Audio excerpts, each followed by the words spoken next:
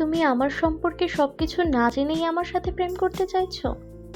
আর সবচেয়ে বড় কথা হচ্ছে, আমি তোমার চেয়ে বয়সে 12 বছরের বড়। তোমার বয়স 18 বছর আর আমার বয়স 30 বছর। এরপর কোনো মেয়েকে প্রেমের প্রস্তাব দেওয়ার আগে তার বয়সটা অন্তত জেনে নিবে।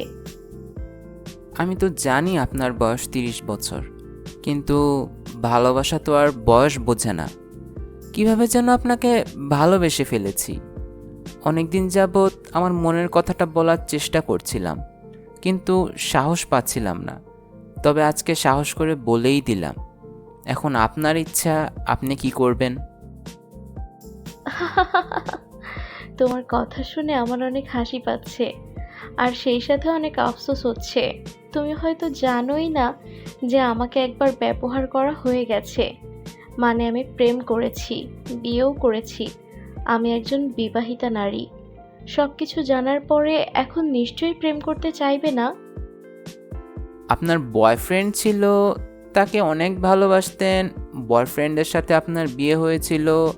তারপর আপনি যখন জানতে পারেন যে আপনার বয়ফ্রেন্ড আপনার চোখ ফাঁকি দিয়ে অন্য মেয়ের সাথে সম্পর্ক রাখছে, তখন আপনি তাকে ডিভোর্স দিয়ে দেন। সব কিছুই আমি জানি। ছেলেটার কথা শুনে আমার তো অজ্ঞান হয়ে যাওয়ার মতো অবস্থা। এই ছেলেটা তো আমার অতীতের সব ঘটনাই জানে। এত কিছু ও কিভাবে জানলো? আর সবচেয়ে অবাক করার ব্যাপার হচ্ছে, সবকিছু জেনেও এই পিচ্চি ছেলেটা আমার সাথে প্রেম করতে চাইছে। কি আজব ছেলে রে বাবা! ছেলেটাকে কিছু জিজ্ঞেস করার আগেই ছেলেটা সোজা সামনের দিকে দৌড় দিল। ও যেভাবে দৌড়াচ্ছে, আমার তো মনে হয় না আমি ওর পেছনে দৌড়ালে ওকে ধরতে পারবো। কিছুই বুঝলাম না। ছেলেটা হঠাৎ করে আসলো, আমাকে প্রেমের প্রস্তাব দিল, তারপর সোজা সামনে দৌড় দিল। গাড়িটা নিয়ে অফিসের দিকে যাচ্ছি, আর ছেলেটার কথাই ভাবছি। ছেলেটা কি আমাকে ভয় পেয়ে দৌড় দিল নাকি? এতই যখন ভয় পায় তাহলে সাহস করে আমাকে প্রেমের প্রস্তাব দিয়েছিল কেন? এমন আজব রকমের সাহসী ছেলে এই জীবনে আমি আর একটাও দেখিনি। ছেলেটা কে? কোথায় থাকে? অফিসে এসেও ছেলেটার কথাই চিন্তা ভাবনা করছি। আমি কিন্তু এখনো ছেলেটার নামটাই জানি না। এর আগে ছেলেটাকে আমি কখনো দেখিইনি। হঠাৎ করে আমার সামনে এসে আমাকে প্রেমের প্রস্তাব দিল। আর ছেলেটা যে আমার অতীতের সব ঘটনা কিভাবে জানলো, সেটা ভেবেই বেশি অবাক লাগছে। অফিসের কাজ শেষ করে যখন বাসায় যাব, তখন অফিসের নিচে গিয়ে দেখি ওই ছেলেটা আমার গাড়ির সামনে দাঁড়িয়ে আছে। আজকে সারাদিন আমি ছেলেটার কথা চিন্তা করেছি। আমি তো ভেবেছিলাম ছেলেটার সাথে আমার আর দেখাই হবে না, কিন্তু ছেলেটাকে দেখে শান্তি লাগছে। তোমার মতো এমন আজব ছেলে এই জীবনে আমি আর একটাও দেখিনি। যাই হোক, তুমি আবার দৌড় দেওয়ার আগে তোমার নাম ঠিকানা আমাকে বলো। সকালে হুট করে আমার সামনে এসে আমাকে প্রেমের প্রস্তাব দিলে, আবার হুট করে চলে গেলে। এবার আর তোমাকে এত সহজে যেতে দিব না। আপনার কথা শুনে তো মনে হচ্ছে আপনি আজকে সারাদিন আমার কথাই ভেবেছেন। লক্ষণ তো ভালোই দেখতে পাচ্ছি। যাই হোক, সকালে আমার একটা কাজ ছিল, তাই দৌড়ে চলে গিয়েছিলাম। আর এখনও আমার একটা জরুরি কাজ আছে, তাই এখনও আমাকে যেতে হবে। পরে আবার দেখা হবে। টাটা। কথাটা বলেই ছেলেটা আবার দৌড় দিল। আরে কি আজব ছেলে রে বাবা! এই ছেলে তো শুধু দৌড়ের উপরেই থাকে। না, এবার আর আমি ছেলেটাকে এত সহজে যেতে দিব না। আজকে ওর নাম জেনেই ছাড়বো। ওকে আজকে ধরতেই হবে। আমাকে জানতে হবে ওর নাম কি, ও কোথায় থাকে। আমিও ছেলেটার পেছনে পেছনে দৌড়াচ্ছি, কিন্তু ছেলেটা যে কোথায় গেল সেটাই তো দেখতে পাচ্ছি না। ছেলেটা ঝড়ের গতিতে আসে আর বাতাসের গতিতে চলে যায়। আমার তো মনে হচ্ছে এই ছেলেটাকে যদি আজকে খুঁজে না পাই, তাহলে আমি একেবারে পাগলই হয়ে যাব। কোথায় যে গেল! অনেক খোঁজাখুঁজি করেও ছেলেটাকে পেলাম না। আমারই ভুল ছিল।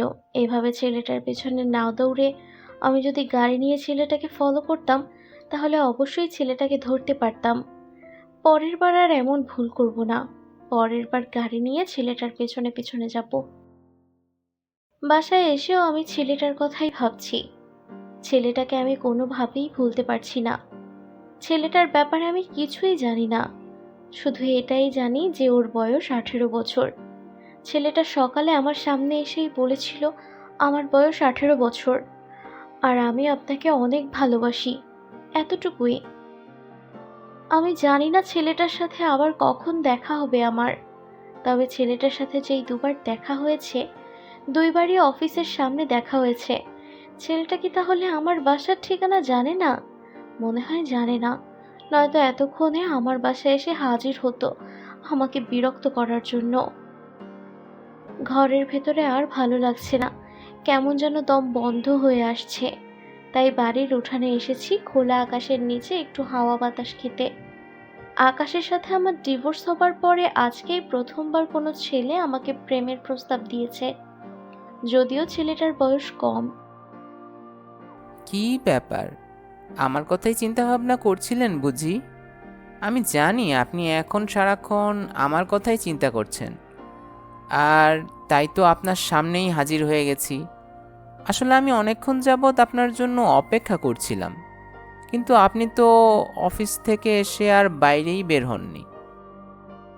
ছেলেটা আমার বাসায়ও চলে এসেছে, এবার আর ওকে ছাড়বো না। ওর নাম ঠিকানা জিজ্ঞেস না করে ওকে যেতেই দিব না।